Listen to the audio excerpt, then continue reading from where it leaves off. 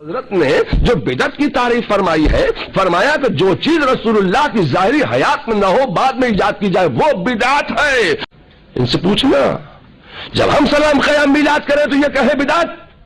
اب ان سے آپ پوچھئے کہ تمہارے باپ دادا رسول اللہ کے زمانے میں پیدا ہو گئے تھے؟ نہیں ہوئے پیدا، تو ان کا پیدا ہونا یہ کیا ہوا؟ ہم جب میلاد کرتے ہیں تو نادان کہتا ہے بدعت۔ تیرا باپ بھی رسول اللہ کی ظاہری حیات میں پیدا نہیں ہوا تھا، تیرا دادا بھی رسول اللہ کے زمانے میں پیدا نہیں ہوا تھا، تو تیرا پیدا ہونا یہ کیا ہوا؟ یہ بھی تو بدعت ہے۔ اے لوگوں، بدعت کی 5 قسمیں ہیں، صرف 2 قسمیں بیان کرنا چاہتا ہوں۔ ایجاد کیا برا طریقہ تو اس کا ایجاد کرنے والا گناہ پائے گا اور اس کا عمل کرنے والا بھی گناہ پائے گا، اور ایجاد کیا اچھا طریقہ تو اس کا ایجاد کرنے والا ثواب پائے گا اور اس کا عمل کرنے والا بھی ثواب پائے گا۔ یہ بدعت کی تعریف ہے۔ کیا صحابہ نے ایسا کیا؟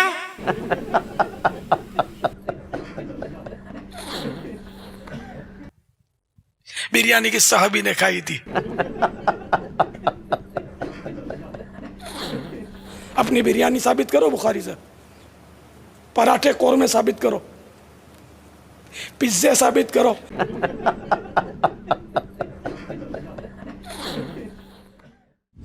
علی بھائی بریلوی حضرات بدعت کرتے ہیں لیکن جب کچھ کہتے ہیں تو بدعت حسنہ کہتے ہیں۔ اس میں میری ویڈیو ریکارڈ ہے کہ بدعت حسنہ ویسے اب کہنا چھوڑ گئے ہیں۔ ان کے پاس معنی پتا کیا تھا کہ یار کام تو نیکی کا کر رہے ہیں نا، آپ کو کیا مسئلہ ہے؟ ہم کہتے تھے نا یار یہ قبر پہ اذان کیوں دیتے ہو؟ کہتے ہیں یہ اذان دینا گناہ کا کام ہے۔ تسی کہنا ہاں یار ان کے جواب دے گی نا۔ تو اسی طرح شریعت نے اذان قبر کا منع نہیں کیا تو جائز ہو گیا۔ جواب ہم دیتے ہیں آپ کو۔ ان کو کہ یہ آپ جنازے کی اور عید کی اذان کیوں نہیں دیتے؟ وہ کہتے ہیں نہیں نبی علیہ السلام نے نہیں دی، تو کیا یہ گناہ کا کام تھا جو اللہ کے نبی نے نہیں کیا؟ کہیں گے نہیں، بس آپ نے تعلیم نہیں فرمایا، تو یہ قبر پہ اذان کہاں تعلیم فرمائی ہے؟ پھر وہ کہیں گے ہیں او کرن گے ہیں ان کو دیو نا اذان،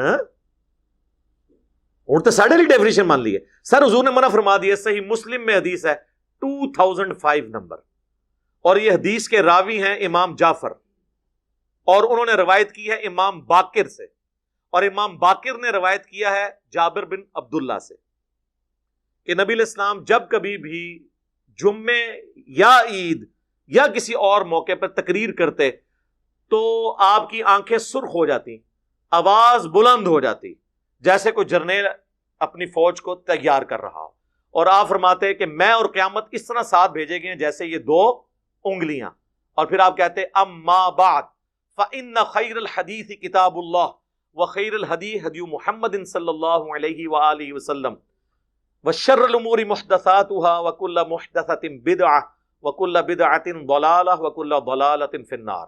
کچھ الفاظ جامعہ ترمذی میں ہیں، کچھ سنن نسائی میں۔ آگاہ ہو جاؤ، سب سے بہترین کلام اللہ کی کتاب ہے، سب سے ہدایت یافتہ راستہ محمد صلی اللہ علیہ وآلہ وسلم کا ہے، اور سب سے بدترین کام وہ ہیں جو دین میں خود داخل کر دیے جائیں، اور وہ تمام کام گمراہیاں ہیں، اور تمام گمراہیاں دوزخ میں لے جانے والی ہیں۔ تو حضور نے منع ہی کر دیا نا کہ محمد صلی اللہ علیہ وآلہ وسلم کا طریقہ بہترین طریقہ ہوگا، اور بدترین کام وہ ہیں جو دین میں داخل کر دیے جائیں خود سے۔ بخاری مسلم دونوں میں حدیث ہے من احدث فی امرنا ھذا فہو رد، جس نے میرے تعلیم کی بھی چیز میں کوئی چیز بدل دی یا اس میں چیز داخل کی وہ مردود ہے۔ تو فوراً آپ کو مثالیں دیں گے کہ جی یہ جو آپ نے لائٹیں لگائی ہوئی ہیں، ہم ان بتیوں اور بلبوں کی روشنی میں بیٹھے ہوئے ہیں، ان دنوں پنکھے بھی نہیں تھے، اب پنکھے کجا اے سی کا سلسلہ ہے، اے سی کا ڈبہ بھی اب پرانی چیز ہو گئی، اب تو سینٹرل اے سی کا نظام چل پڑا ہے، پوری عمارتیں فل ایئر کنڈیشنڈ ہوتی ہیں، پہلے گھوڑے اور اونٹوں کی سواریاں تھیں، اب جناب وہ ہوائی جہاز فضاؤں میں اڑتے ہیں۔ تو صحابہ کرام علیہم الرضوان کے دور میں چراغ تھا، تو پھر آپ بتیوں کی روشنی میں نہ بیٹھا کریں۔ ان لائٹوں کا دین سے کیا تعلق ہے میرے بھائی؟ ہوائی جہاز میں حج کرنے کا دین سے کیا تعلق ہے؟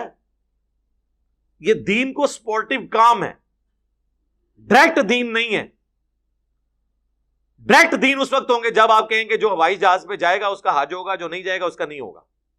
آپ بے شک گدھے پہ جائیں، آپ بے شک پیدل جائیں، یہ دین کو سپورٹیو چیز ہے. کیمرے میں ریکارڈنگ دین کو سپورٹیو چیز ہے. نماز پڑھتے ہوئے کوئی کہتا ہے اوپر اس قالین کے اور سامنے اس اے سی شریف کے، کہتا ہے، اور نیچے سیلنگ شریف کے، اور منہ طرف خانہ کعبہ شریف کے، یہ کو کہتا ہے؟ تو یہ دین نہیں ہے، دین کو سپورٹیو چیز ہے. تو حضور نے ان چیزوں سے تو منع نہیں کرنا تھا نا. وہ تو قرآن میں آیا کہ اپنے گھوڑے تیار رکھو، سورۃ الانفال میں آیا کہ اپنے گھوڑے تیار رکھو جنگ کے لیے. تو آج کے دور میں جب آپ یہ بات کریں گے تو اس سے مراد یہ ہوگا کہ آپ نے لیٹسٹ اسلحہ تیار رکھنا ہے، یہ تو نہیں گھوڑے تیار رکھنے ہیں.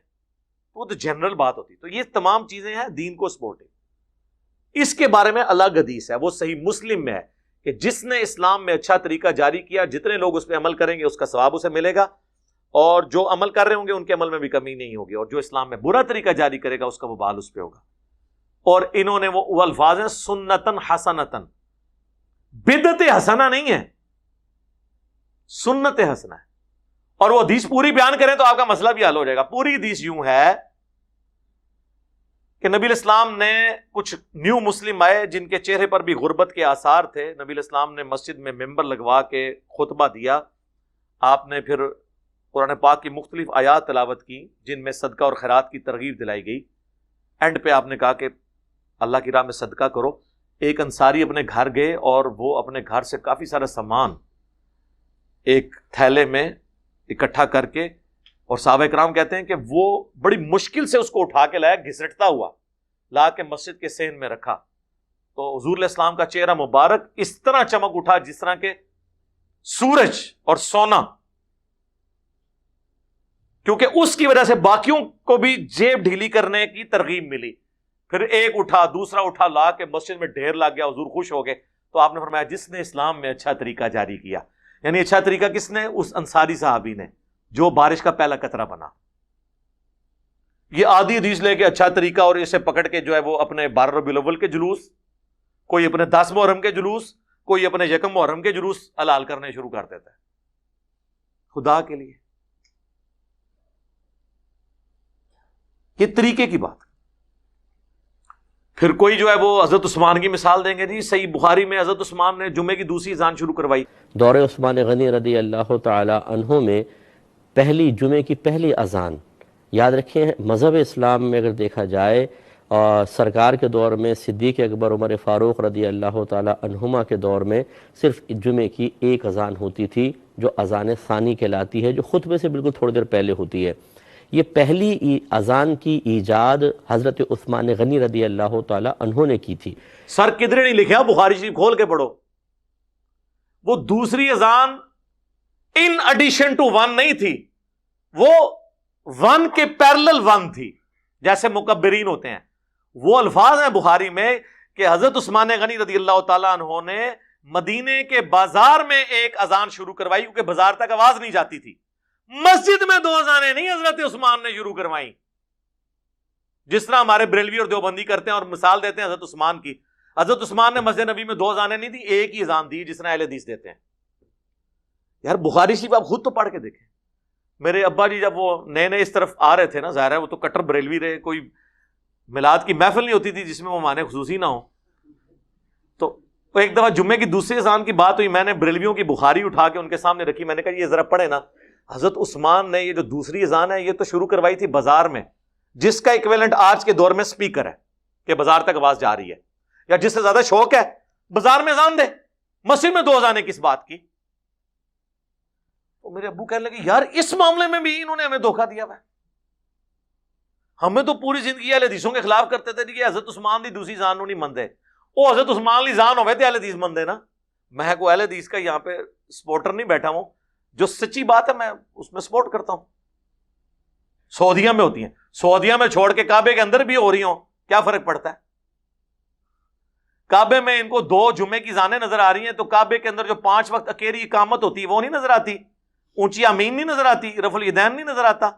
دو چیزیں ہی نظر آتی ہیں، ایک 20 تراویح، اور وہ بھی صرف مکہ مدینے کی 2 مسجدوں میں، باقی پورے سعودیہ میں 8، مکہ یونیورسٹی میں ام القرآن میں بھی 8، مدینہ یونیورسٹی میں بھی 8، ایون باب العمرہ خانہ کعبہ شریف کے بالکل ساتھ جو اس کا دروازہ ہے نا باب العمرہ، اس کے باہر ایک چھوٹی سی مسجد ہے، وہاں بھی 8 تراویح ہوتی ہے. اور یہ تو انفیوں کی وجہ سے انہوں نے وہ بھی 2 امام مقرر کر کے 10+10 کی ہوئی تھی. یہ دلیل تو نہیں، دلیل تو کتاب و سنت ہے میرے بھائی، کتاب و سنت. کبھی کوئی مثال دے دیں گے، کبھی وہ کہیں گے جی حضرت عمر نے تراویح کی جماعت شروع کروائی تو اس میں کہا کتنی اچھی بدعت ہے. دین یا دنیا میں کوئی بھی نیا کام ایسا ایجاد کیا جائے جو دین کی تقویت و ترقی کے لیے ہو، لوگوں کو دین کی طرف مائل کرنے کے لیے ہو، اگرچہ اس کے پہلے مثال، اس کی کوئی پہلی مثال یا اس کا کوئی نمونہ پہلے موجود نہ ہو، اسے بدعت حسنہ کہا جائے گا.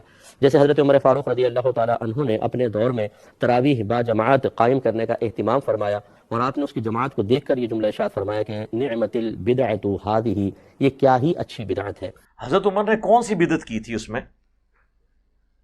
وہ تو بخاری مسلم میں اما عائشہ کا قول موجود ہے سلام اللہ علیہا کہ نبی علیہ السلام کے مبارک زمانے میں نبی علیہ السلام اہتمام 3 دن آپ نے کیا، اس کے بعد جب لوگوں کا رش ہوا تو آپ نہیں نکلے حجرے سے، اور صبح فجر کے وقت نکلے اور فرمایا مجھے خدشہ ہے کہ تم پہ کہیں فرض نہ کر دی جائے، اس لیے میں نے گھر میں پڑھی، تم اپنے گھروں میں ہی نماز ادا کر لیا کرو تراویح کی تاکہ فرض نہ ہو.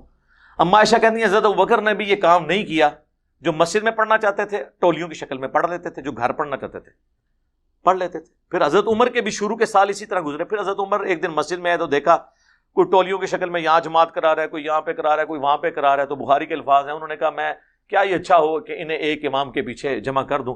تو حضرت تمیم داری اور ابی ابن کعب کی ڈیوٹی لگائی کہ تم دونوں ان کو پڑھایا کرو تاکہ ایک امام کے پیچھے پڑھیں. اور الموطا امام مالک میں گولڈن چین سے موجود ہے، انہیں حکم دیا کہ 11 رکعتیں پڑھیں، 3 وتر اور 8 تراویح، گولڈن چین سے. تو اور حضرت عمر وہاں دوسرے دن آئے، جب یہ منظر دیکھا کہا نعم البدعۃ ہذہ، یہ کتنی اچھی بدعت ہے. اب وہ کہتے ہیں نہیں اس کا مطلب ہے آپ اب جو مرضی کریں. پہلی بات ہے خلفاء راشدین کی تو سنت کی پیروی کا ہمیں حکم ہے، علیکم بسنتی وسنت الخلفاء الراشدین المہدیین. خلفاء راشدین کا وہ کام جس پہ صحابہ کا اعتراض نہ ہو وہ بدعت ہے ہی نہیں، وہ سنت ہے. ہاں جب صحابہ اعتراض کریں وہ اپنا ڈسین بدل لیں وہ الگ بات. اس سے بابوں کی بدعتیں کہاں سے ثابت ہوئی؟ دوسرا، یہ بدعت انہوں نے اصطلاحی معنوں میں نہیں کہا جو دین کی اصطلاح، یہ لغت کے معنوں میں، سنت کو رینیو کرنے کے معنوں میں. بدعت تو تب ہونا جب نبی علیہ السلام یہ کام نہ کرتے ہوں. حضور نے 3 دن تو تراویح جماعت سے پڑھی نا، تو تراویح جماعت سے پڑھنا کیا ہوا؟ سنت. حضور نے زندگی میں کوئی ایک دفعہ بھی کام کیا اور اس سے منع نہیں فرمایا وہ کوئی شخص روزانہ کرے. کیا حضور علیہ السلام ہر وقت پگڑی باندھتے تھے؟ روزانہ پگڑی میں ہی نماز پڑھاتے تھے. لیکن الیاس قادری صاحب کو میں نے 40 سالوں میں بغیر پگڑی کے نہیں کبھی دیکھا. تو اب ہم یہ کہیں گے یہ بدعت کر رہے ہیں؟ نہیں، ٹھیک ہے، وہ چاہتے ہیں ہم روزانہ کریں، ٹوپی نہیں وہ پہننا چاہتے، ان کی مرضی ہے. لیکن ونس جب 3 دن حضور نے پڑھی تو حضرت عمر نے کوئی نیا کام نہیں کیا. حضور علیہ السلام بھی ایک امام تھے، آپ کے پیچھے لوگ مقتدی نماز پڑھتے تھے. حضرت عمر نے بھی دوبارہ ایک امام پہ متفق کیا بجائے ٹولیوں کی شکل میں. وہ ٹولیوں کی شکل میں کرتے تھے، کوئی ایک حافظ 10 بندے لے کے کھڑا ہو گیا اپنا ایک قرات. ظاہر ہے ہر بندہ ایک طرح کا تو نہیں نا، کہ کچھ لوگ کہتے ہوں گے ہم نے روزانہ کا اتنی صورتیں پڑھنی ہے، کوئی کہے گا اتنی پڑھنی ہے، تو ہر بندے کا اپنا ہے. اس طریقے سے اس سے وہ بدعت ثابت کر رہے ہوتے ہیں. تو اس طریقے سے بدعت ثابت نہیں ہوتی، بدعت حسنہ اور وہ یہ کہانی ہے صرف ان کی.